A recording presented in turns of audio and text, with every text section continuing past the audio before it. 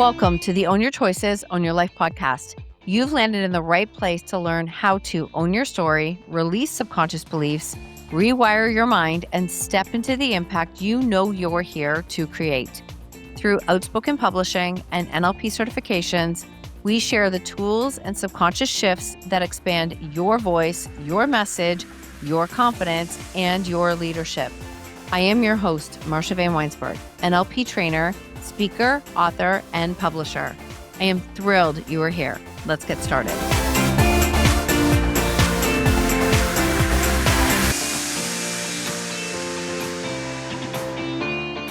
Welcome to the show today, Vanessa. I am so grateful to have you here. I am so excited to be here, Marsha. Let's go. Let's go. Yeah. Think about let's go. There's a lot of things in your life that are like, that's funny because when you think about it, tell people where you at right now. Right now, I am 3 weeks away from giving birth to my second child. So I'm very much just mentally preparing. What does this mean for me, my family, my body, her? It's a girl. And yeah, I always think about people when they do courses and they study. I feel like it's this university I'm studying for an exam. But for me, I always finish studying way before I needed to because I always took into account the mental preparation. So now I'm in mental prep mode. Finished the courses, done all the things, and now I'm just getting into I can do hard things. Oh, I love that. I love that. And I couldn't agree more. I'm curious, what does mental prep look like for you?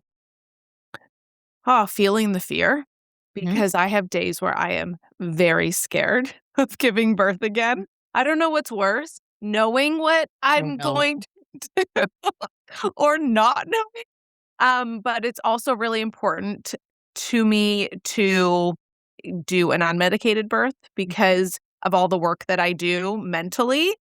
It was really empowering my first labor when I was able to just get into labor land, get into my body, and really reframe what pain in my body meant. And so I'm getting back there of what is pain? How do we perceive it? What happens in our body when we experience pain? And how can we transform that so we can show up differently in that moment? Oh, it's so powerful because, everything that we go back and reflect on, there's always a lesson somewhere back in our subconscious, back in our history where it's like we can refer back to another time where we walked through pain, we walked through something that was difficult. And it doesn't mean that that's a predictor, but we also are seeing that. And that's where that's, setting us up for. I definitely want to dive into the fear of pain a little bit. And I would love it if you would share a little bit about who you are and the work that lights you up the most so that we can go from there. Ooh, mental strength really lights me up the most. I always talk about and come back to the moment in my life when I went through my own mental Olympics. And this kind of feels like a version of that as well. But I really went through this time in my life where I knew that my thoughts did not align with the person that I wanted to be. And I thought, no, something has to change here because I can't continue. I was feeling very stressed and overwhelmed, and I would wake up every day on my entrepreneurial journey thinking, what do I have to do to be successful? And it really just got to me. My nervous system was completely shot. And I know nervous system is a very trendy word right now, Very much, yeah. Right? I would wake up just feeling anxious and constantly thinking about what I needed to do, like in action, forced action state. Like I had to do something that day. And then nothing I was creating from that space felt good because it was just coming from pure fear. And so I really started to take a step back. And at that point, I did hire someone to help me figure out, okay, where are my thoughts misaligned with my actions? But from that, I now a lot, obviously, able to figure that out in myself. And funny enough, it's also my zone of genius for other people. So when they're talking and telling me stories, I'm like, right there, right there. Something's going on there. There's something else there. And so that's really what lights me up, being able to support entrepreneurs, figure out and just see where there's inconsistencies of how they want to show up. Because I truly believe that we can be successful Mhm. and happy and make money with inner peace and with alignment and with clarity. It doesn't have to always be coming from this place of go, go, go and do, do, do. I didn't like the way that felt. And if it feels good in your body, awesome. But it always comes back to, how does your body feel? How do you feel good in your body? Thank you for sharing that. I am hearing the language shift so much where, women just hold all the plates, do everything, push like crazy, make this happen. And there's a lot of proving energy behind that, which is not sustainable. And I know I lived in that gas engine for a long time. And I love how you said, like, is knowing you can build it, have inner peace in your body, and it feels good. And so as you navigated that time, you had somebody who you came in and helped you. What was the transition like for you to go from feeling like I have to do something every day and push to who you became in your business? What was that transition like? Was it messy? Like, what did it look like? It was very slow. Okay. I really slowed down and I Mhm. started to question everything. Why do I think that? Why am I doing that? What is the intention behind everything that I wanted to do? Because most of my intentions were coming from fear. So I had to break that loop Mhm. in order to come back to peace and clarity and knowing that it's okay if I slow down. There was a lot of fear there because I spent so much of my life just go, go, go. Mhm. And that's also where figuring out that balance, right? It's not, what is the balance between stopping the force and all that go, go, go energy versus still going, but from a place of complete clarity and peace? And I think that's where a lot of people get stuck, right? They get stuck in the, well, I'm just going to go slow my whole life. And that's great. I move slow, don't get me wrong.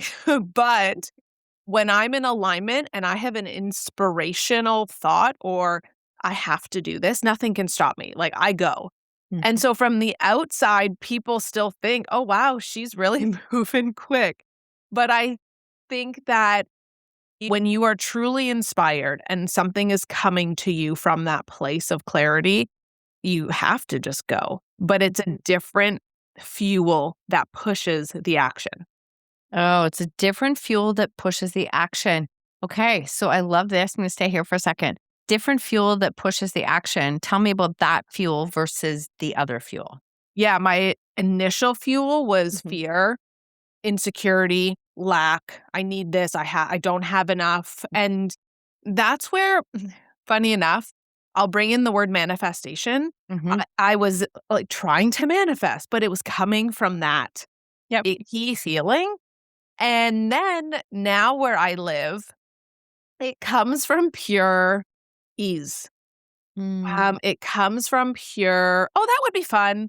It's a curiosity, it's a gentleness, it's a little nudge, and it's something that lights me up. It doesn't feel like something I have to do or I should do. It feels like something I'm doing Mhm. because that's who I am and is part of me.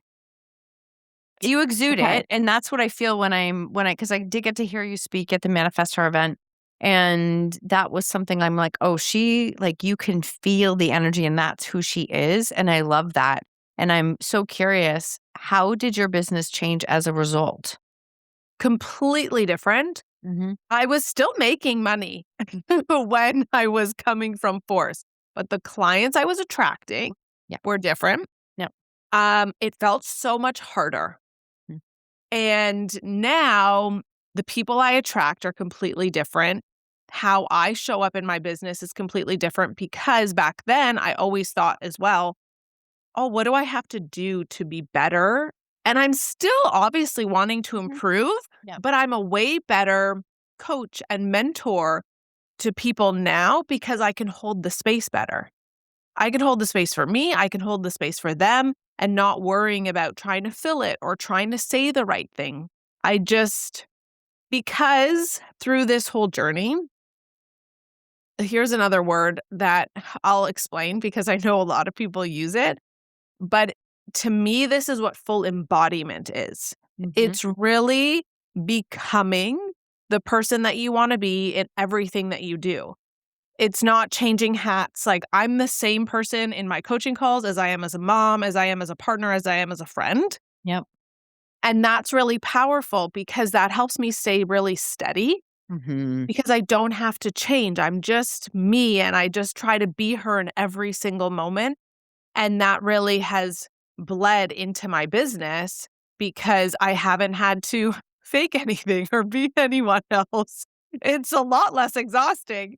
And it just attracts very different people because just like you, and thank you for saying that, you feel that also. And I think that's what's really powerful, especially in our industry. You see so many people that you think, oh, something feels off here. Mhm. And it doesn't mean that they're not helping people, but maybe there is a misalignment in their embodiment and they're going through it as well. And I think there's different people for different people, but that's just kind of where I'm at right now and what feels really good for me. Beautiful. That message lands and resonates for me. And I mean, I could feel I'm going to say this sounds so strange, but I could feel your heart and your authenticity when I met you. And I was like, oh, interesting. There was something, we crossed in a doorway and you turned and you said, are you Marsha? And I said, yes. You said, do you know what you said next? No. Can I give you a hug? And I'm like, yes, I love that. It's just, I was like, that to me was authentic. And that's just, Yeah. that's a beautiful thing, and you talk about wearing different hats. And I think that like that's one of my favorite things. It was when somebody says, oh my gosh, you're exactly the same in person as what you sound on your podcast, as what you coach with. And I'm like, thank you. That's like that to me is one of my favorite things to hear because it is exhausting to change hats. It is exhausting to outsource your worth or validation out there. And you really hit the nail on the head. I wish more coaches would learn this earlier. You will also attract the clients who are going to amplify the work you haven't done yet. If you have not done it, it's going to amplify it and it's going to be like, why do I have these people? And I had people in my business, God bless them. Honestly, it's not them. It was me where it was just in the beginning. I was like, this is not the work I meant to. And now I've got clients where I'm like, oh my God, this is incredible. Like I'm so grateful that I get to do that. So I love how you share it that way because it really does ripple into all areas of life and business. Yeah, totally. Mhm. Yeah, it's who you are, and that's even when I'm working with my clients and, people say, "How you do one thing, you do everything," and I think that this is the core to that, Yep. even though many people have taken lots of different meanings to it. You can tell how you show up in a relationship, how you show up with strangers is the same thing, and if it's not, there's some performative energy there Mhm. coming from usually insecurity or fear, because I believe everything comes back to some sort of fear. Yep, I agree. And so when we can really just strip that away and realize this is me, and it's taken me a long time to Mhm. get there, and it still comes up because growing up, I didn't feel like I belonged. I didn't feel like I belonged in my family, in my friend circles. I just always felt kind of different. Mhm. And that felt very heavy to me and lonely to me growing up. But now I've been able to embrace that a little bit more and also realizing that that's just not true. Everybody usually feels that way. Every single person, And every single so, person. yeah, that was just a story that I created when I was younger and didn't have the tools to understand differently. Mhm. And it's just people are really beautiful. Mm. And I just wish my dream would be that everyone just lived in their zone of genius and shined so bright. And in that world, it would be so it's just so beautiful to think of everyone doing the thing that they love. Mhm. I mean, and then Yeah. I know it might sound like if you're listening, like, okay, well, that's great, but how do I find that? Right, how do I make And money and how do I do these things? yeah, and it's interesting because I think that understanding a little bit more about subconscious work, if you are pushing in a way that is not authentic to you, or if you come out and I kind of been here, done this, and or you push in a way that it's like I have to get a client, I've got to do something. When you come from that energy, people might not understand it, but subconsciously they're reading it and going, something feels off. I don't know what it is. Like something is, I don't understand what it is. So we're very good at picking up on those cues. We might not make sense of them, but we pick them up. Yeah. Yeah, and I think that's why as well in social media, the comment sections are just bang on sometimes. You're watching something and you go, "Am I the only one who's seeing this?" You go in the comments, you go, "No," because we all seek this validation of, "Is this just me? Am I the only one seeing that?" Mhm, And this is actually one of my core wounds. When I did cognitive behavioral therapy, mhm, I have this core wound that am I the only one that sees this? Like, am I all alone in this belief? mhm, Which also really it ingrained this pattern in me to seek validation. And so that was something I also had to really work on, that I don't need to be validated by anyone but myself and my own source and my own heart. And it's okay if I'm the only one that sees it. mm. That's okay. That's okay. But that's a very valuable lesson because I think when it comes down to it, when you talked about, energy and manifestation and things that people are practicing and doing, one of my clients was saying to me recently, like, "I'm just practicing the energy in my body when the money is there." And I said, it's interesting because I think that we talk about, it gets a little bit muddy. We've got nervous system, we've got manifestation, we've got all these things that are happening at once and we're talking about, and they're very big buzzwords.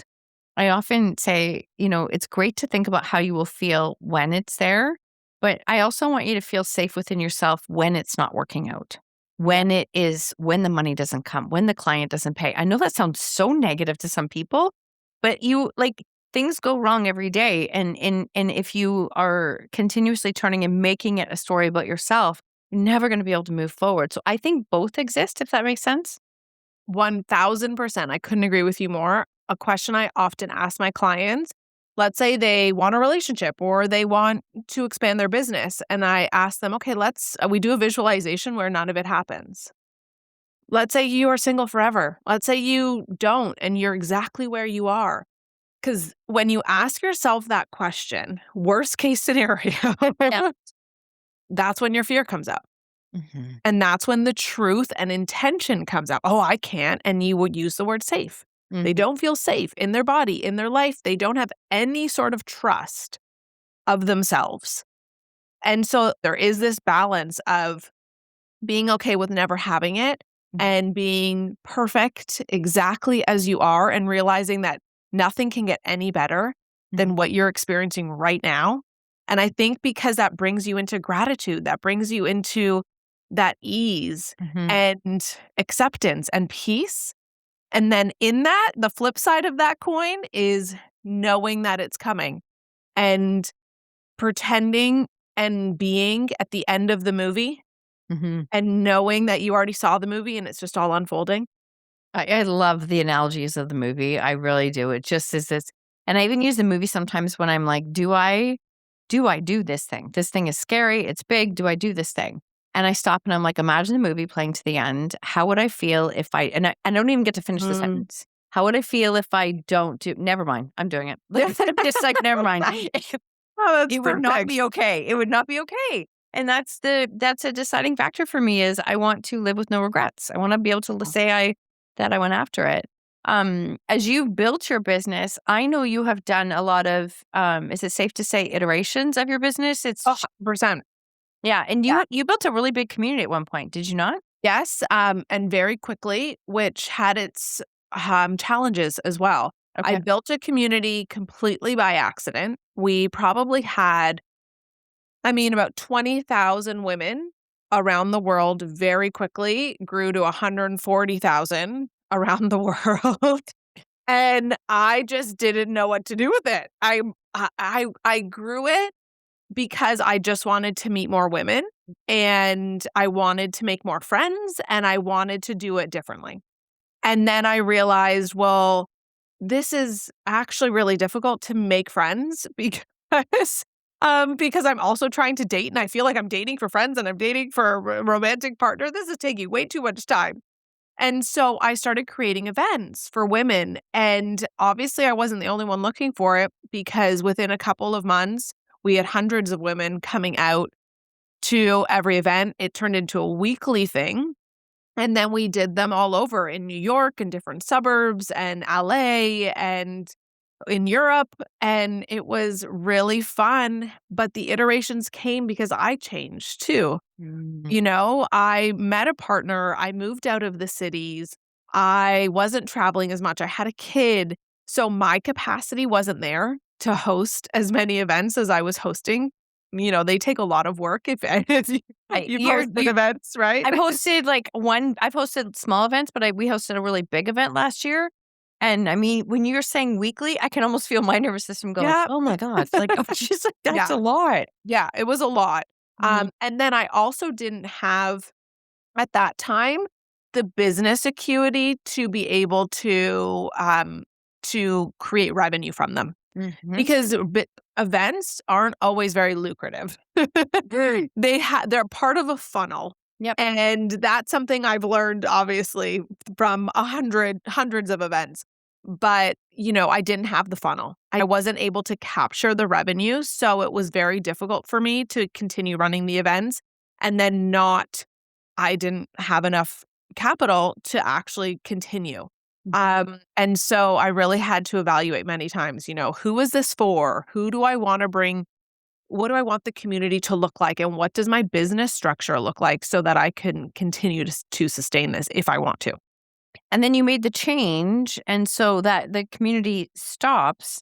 Did you receive any, I don't wanna say backlash, but, like, people who were disappointed? Tons, Yeah, tons. yeah. I received backlash from my community many times. That was really difficult because I put so much love and heart and time into it, and my intention was really pure at the time. And I received backlash because I was an idealist and I saw rainbows and butterflies and the world doesn't work like that. And I wanted to really encourage personal and professional growth, which wasn't necessarily accepted because in the beginning people just wanted to make friends and drink and go out. So once I started, people started to see essentially what kind of person I was and my morals and values. Those weren't really accepted by everybody. Mhm, And so I had a week once where, and I don't need to go into all the details. At the end of the day, I had a week once where the community didn't agree with how I handled something. mhm. And I literally, for 5 days, just could not sleep, could not eat. The amount of comments and bullying online was devastating to me. And I thought about c shutting down the community right then and there because it was a lot. Especially because it was at the peak of cancel culture. Oh, great. And that was really difficult. I would totally have dealt with it differently, if it had happened today, but I also still would stand behind my belief of what I did, right? I still believe in what I did, but I would have done it in a little bit of a different way. And yeah, and then even when I slowed down the events, I would get tons of comments. Why is this not happening? And it was usually from the people who didn't want to help, didn't want to support, didn't want to pay. Right? And you're going, well, Yes. that's great, but I don't have this capacity. So I put out many calls for people. Hey, I don't have capacity for this anymore. Does anyone want to help? And then I can help you. Mhm. Nobody really came forward. No. So, it is what it is, but I always like to kind of put it on them. "Oh, you want this? Great. Would you like to help?" Mhm. And nobody came forward. So I still actually have the community, but it's dormant right now. Yeah. And I'm always just thinking about what the next iteration of that community looks like. Mhm. Yeah, but thank you for sharing that because, again, I think those are, like, major growing moments where we are staying true to what we need and how we can support ourselves, also knowing not everyone's going to agree with it. And going back to the piece on manifestation and visualizing, it's like, how can you support yourself when things aren't working the way that you want them to? I've had some comments from people when I do things or when I stop things, when I stop programs, and I never remove access. It's not that. It's just that something changes based on my own schedule and what I do. And it's like, how can you handle and support yourself when those comments show up? Because that does, like, it does happen. And I had one recently. Then I just looked at it and I was like, okay, that's really interesting language. And I looked at it and a couple days goes by and she's like, "You don't have anything to say?" And I'm like, "There's actually no discussion there. It's just a statement. Like, I'm not sure if you want to have a discussion, we have a discussion, but I don't see a discussion in this." Yeah. And it was just a very interesting, like, I think that you're really forging yourself in these times and how you show up and how you lead. So as you have had to evolve your business, I know that there were a couple of really, we talked about, but there's some hard moments there that you were still able to support yourself to shift. Is it safe to bring up the app story? I just think Totally, yeah. I think it is such a story that I think people are gonna be able to see like, oh my gosh, she was able to take that and turn in the way that she Yeah, does. So I would love it if you yeah. would share that. Yeah, of course. I wanna add to what you just said as well, because I truly feel that when these sort of things happen, bullying or these hardships, Mhm. it is a call for us to strengthen who we are. Agreed. Agreed. Fully. What do I believe? What are my values? How do I wanna show up? Mhm. Because if people are able to shake that, that's a gift. Great. Shake me. It's gonna challenge me, and I need to still nothing is worth giving away my inner peace to anyone, anything. How do I stay there? How do I stay in alignment? How do I stay clear? How do I stay focused regardless of what's going on around me? Period. Mhm. End of story. And I pulled that into this story. So I when I had the community, I really saw and I still think it's a great idea, but I really saw a need to bring more women together. So Mhm. I came up with an app concept, hired an app developer who I knew and came by referral. Pay so I think the whole app would have cost me about 120,000. Mhm. Um, paid him, our initial deposit, so I paid him $20,000, and things were moving a little slow, but he said, "A lot more work is going in up front. Do you mind increasing the deposit so we can get moving a little bit faster?" Going, "Okay, sure." So we increased the deposit, and long story short, $60,000 later, I would not pay him any more money, and this was over a while. This was over, I wanna say, 6 months to a year. Mhm. This was going on for. So he had a team of people that were also developing, and they'd give me just enough, but not enough, and Yep. we'd have meetings, and I'm going, "Now, like, what is going on here?" I later find out he was not paying any of the team. He had taken all of the money himself, and they kept asking him for money, and he kept trying to just ask me for more money, or he would try to pay them from other clients.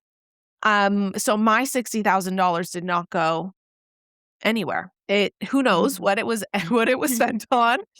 And I later, the app, I got nothing. The app is non-existent. I ended up having to take him to small claims court, Good for and you. which was very, um, hmm, it was very interesting. That's not an easy Yeah, process for people yes, just to yeah, understand. It's not as yeah. simple as go get your money No, back. No. no, especially the legal system. There's so many nuances, and I was representing myself because I didn't wanna pay for a lawyer. I also didn't have the capital to pay for a lawyer at that time, Yeah. because I had given him all of my extra cash. Yep. So not only did it put me into a financially strapped position, the entire situation was very stressful at the time, and I remember just thinking, "My lesson here is for me to continue to show up to these hearings with his lawyer and the judge and just continue to be me and watch my inner state and just hold that peace and hold my truth." I ended up getting a little back, not even a fraction of it, Mhm. especially because small claims court in Canada, you it it's under 30,000. So right then and there, I'm getting at most half, which I didn't even get. But yeah, I'm really proud of myself of how I did that, but also it changed the way I feel about money. Who cares? What the hell, $60,000? Like, honestly, and I know you might be listening thinking, "Oh my gosh," but really, money is just money. And it really changed how I saw when I looked at people who were making multiple, 7 figures. Mhm. They don't care. they lose and earn $250,000 in a day, and it just comes and goes and flows in and out. And I'm going, yep, that's my reality. And after that, I remember making 50K months. Oh, So it was just part of the journey. Of what, oh my God. 60,000? I love that you shared that because I don't know where I've heard this and I'm paraphrasing it, but like when you have things like that happen, can you hold like the debt, not make it mean something? Because if you have the capacity to hold the debt, you have the capacity to hold the abundance. Like they both are energetically, I don't want to say not real, but it's like, can you hold the energy of it? And it's interesting that you were able to reframe and see that from that lens. And it sounds like it really shaped you in the work that you do and how you continue to evolve and support your clients. Is that correct? Totally. Especially because in the moment, I had really dark moments. Of I thought, course. "Oh my gosh, I don't even know how I'm gonna pay for things." Mhm. It was a Mhm. struggle. I had multiple moments where I didn't know how I was gonna pay for my mortgage, food, my life, and I just kept sitting with it in my meditations and in my own silence, and I knew I needed to feel it because there are people every day that feel that way, and they live their entire lives feeling that way. And if I don't understand the financial stresses and pressure that Mhm. money can put onto your life, and I didn't have kids at the time, I can't even imagine, right? I know what that stress feels like. And even though it was a short time, I needed to feel it to be able to connect and relate to my clients and other people. Mhm. That's beautiful. No, seriously, thank you for sharing that.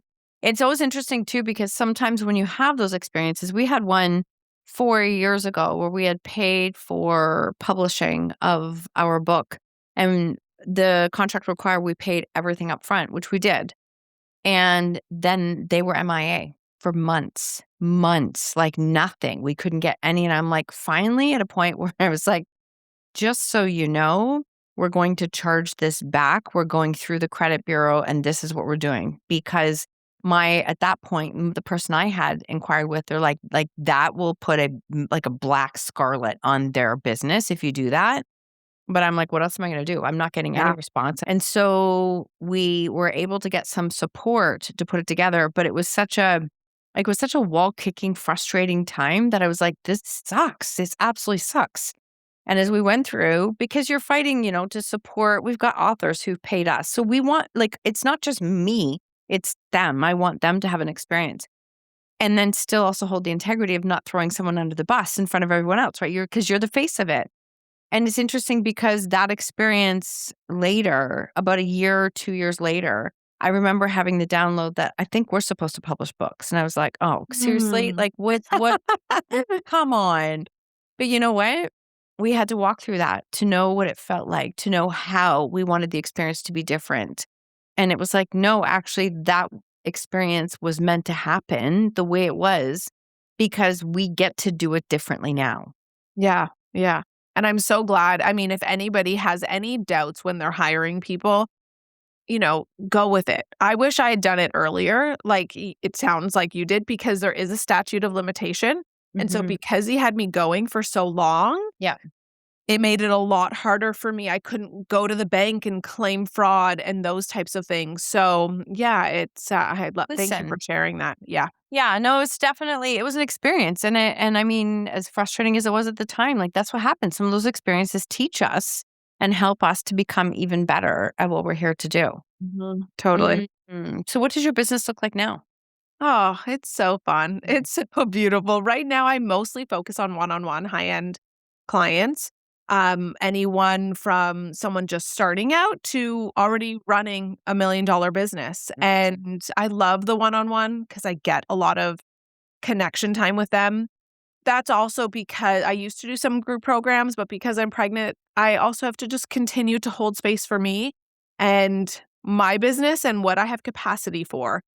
And that has always been really important to me. So right now I have my one-on-one clients and I love it.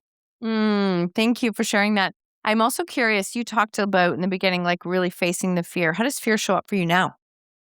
And how do you greet Mm. it or deal with it? I know you're dealing with fear in different ways as you're getting Yeah. ready for birth, but I'm just curious for people who are listening, there's nothing wrong with you for fear showing up. It's Yeah. the story we attach to it that becomes the issue. Great question.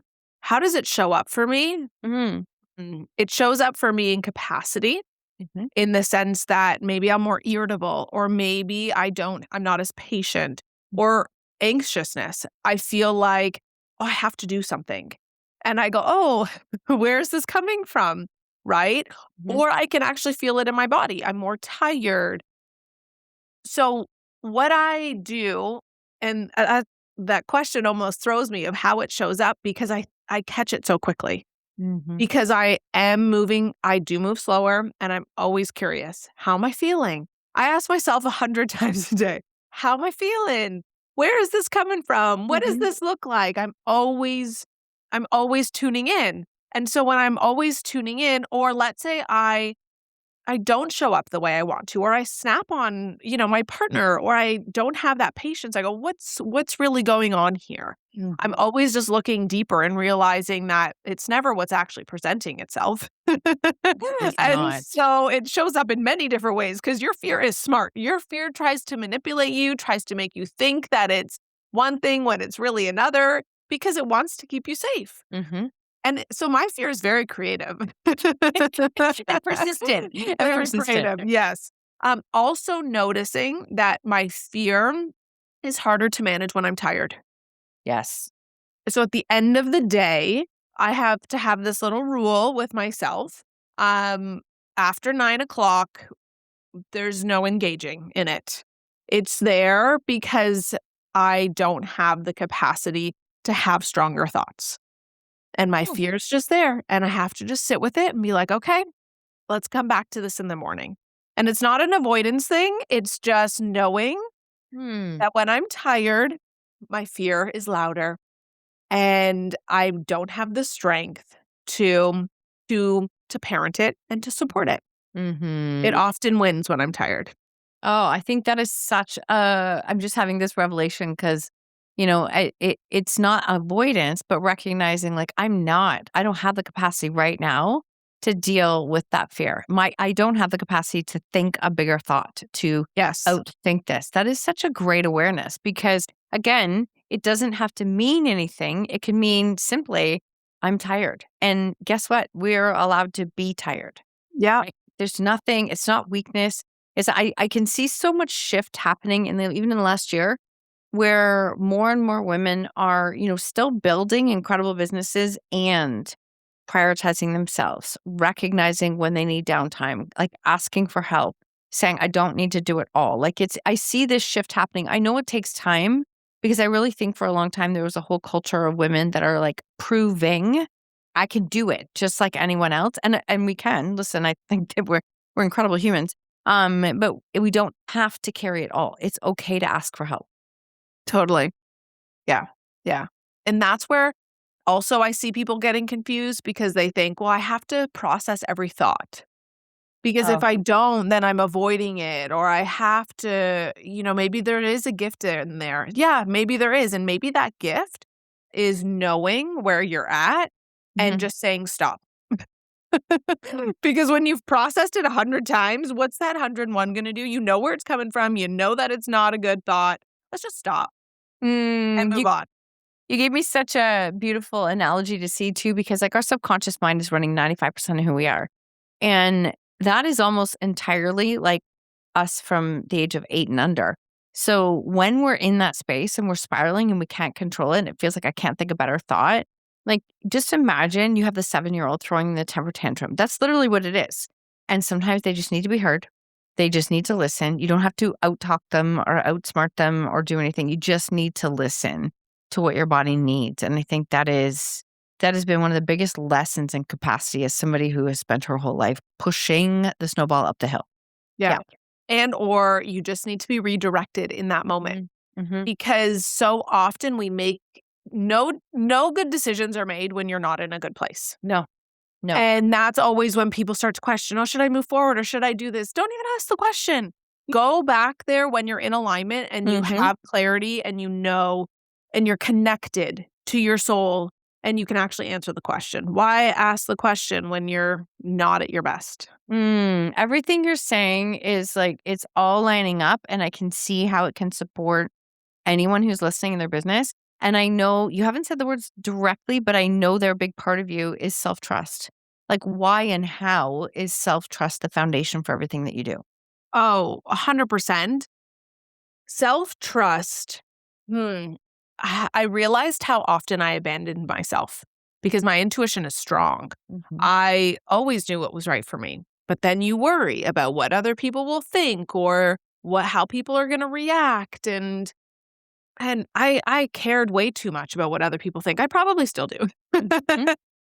But really coming back to the self-trust is knowing your gut, knowing your intuition, knowing what's right for you, and being okay if nobody understands it.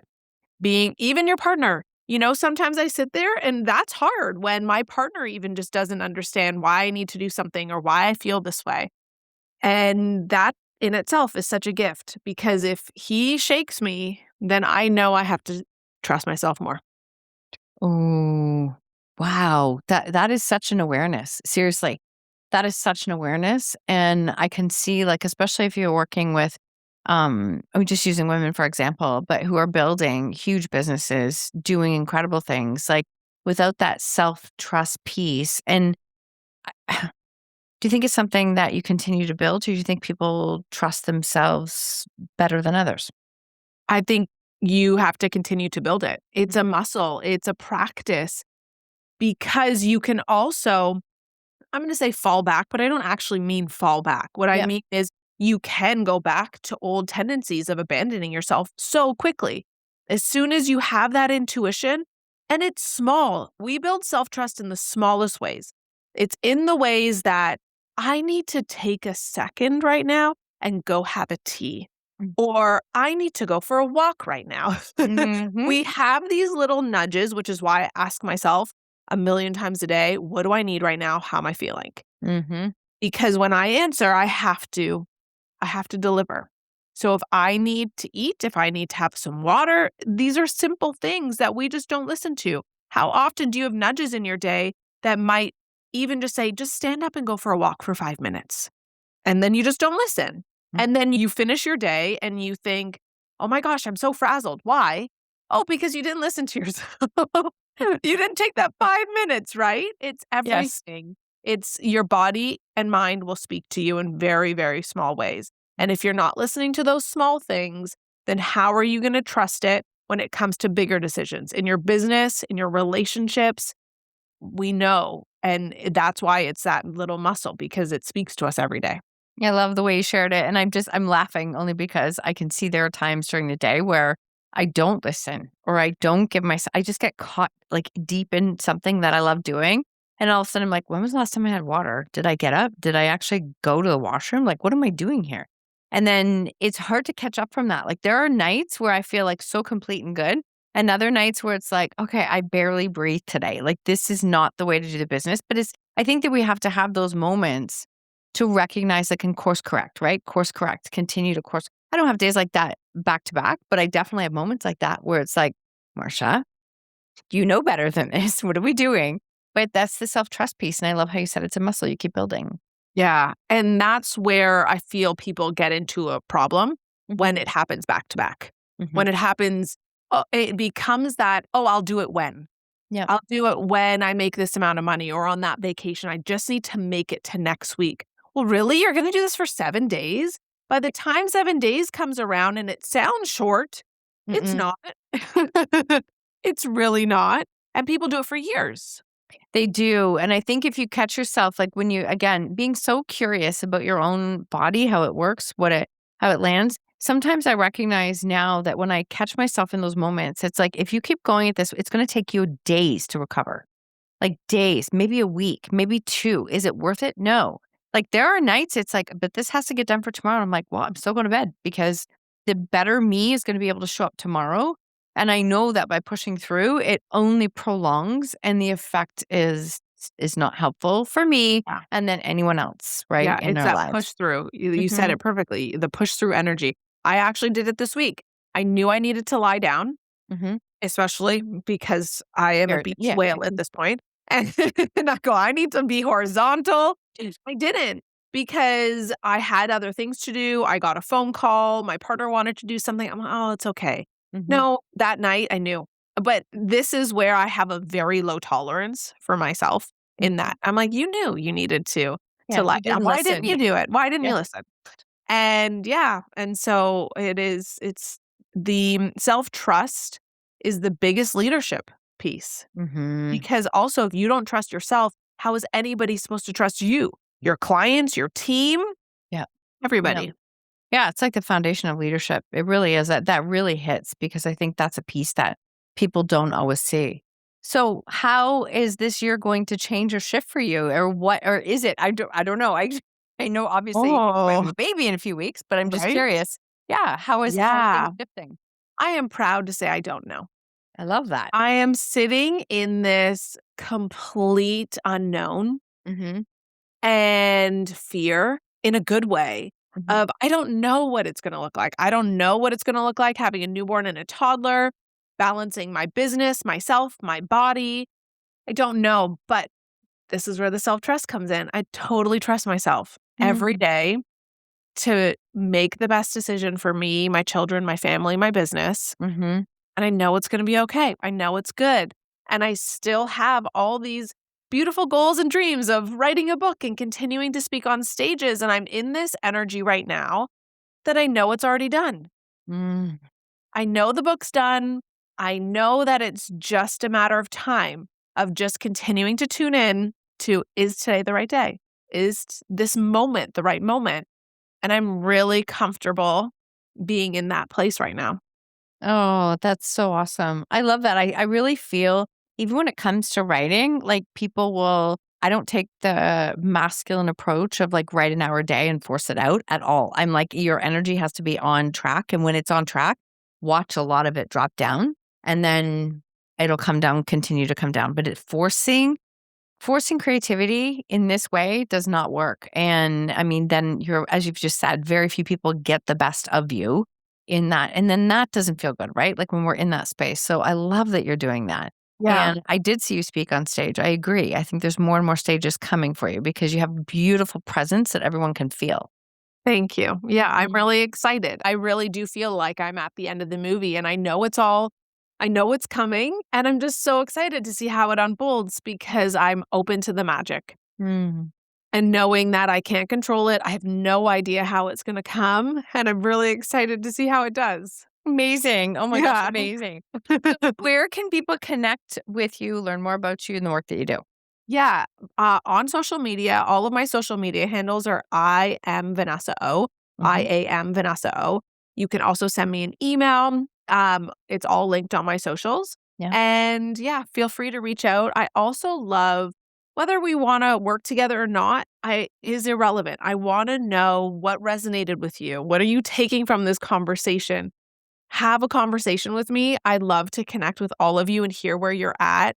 And I truly find so much joy in watching people succeed Mhm. and just living this wisdom. Beautiful, beautiful. I love all of that. I want to ask you one more question because it's something I ask everybody at the end, and it is what lesson in life are you most grateful for? The first thing that comes to mind is that I'm enough Mm. because I am. I'm great the way that I am. And I say this because I want to reflect that back to you. You're perfect the way that you are. You are amazing the way that you are. You have so many gifts and so many skills that this world needs. And it is such a shame. It would be such a shame if the world didn't see it. And you are amazing. And that's something that I continue to sit in and continue to believe in myself. That's beautiful. Thank you so much, Vanessa, for being here. I love sharing this time and energy with you. You too. It was so lovely connecting. Thank you for having me.